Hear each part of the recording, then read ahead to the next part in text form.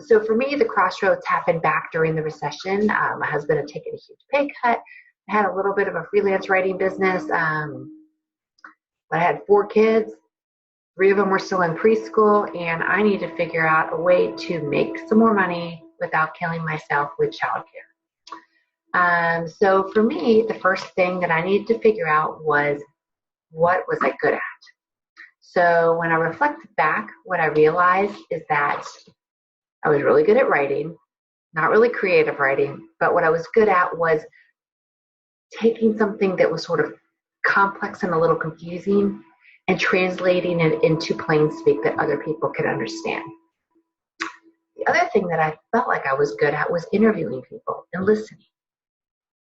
When I reflected back on everything I'd done, I realized that resume writing was really the perfect blend of both of those, because it allowed me to tell their stories and interview them to get the right details. I'd written resumes for years, never occurred to me to try to monetize it.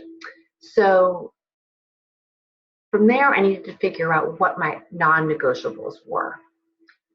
Everyone has different ones. For some people, it's money. Some people, it's travel. Some people, it is a workplace culture.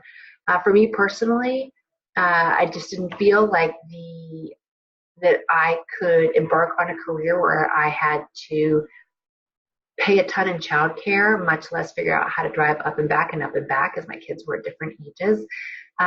So for me, my non-negotiable was it had to be a extremely flexible kind of a job. The third thing I did was test the waters. For everyone, that's different. For me, what it meant in resume writing was that I got myself hired with a few companies, and I worked as a subcontractor. Along the way, I studied to learn as much as I could about my craft.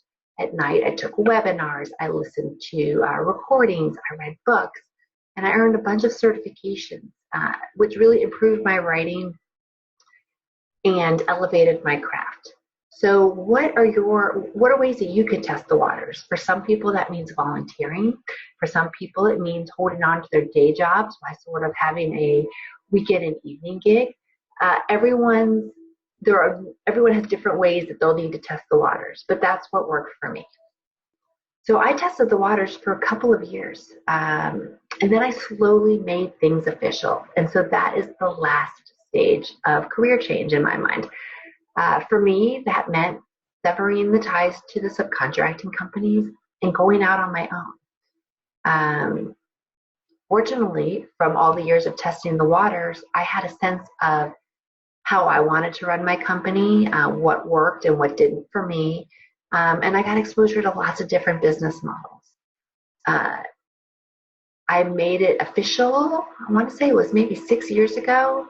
It's been amazing. There's always ups and downs with any career change, but glad I did it.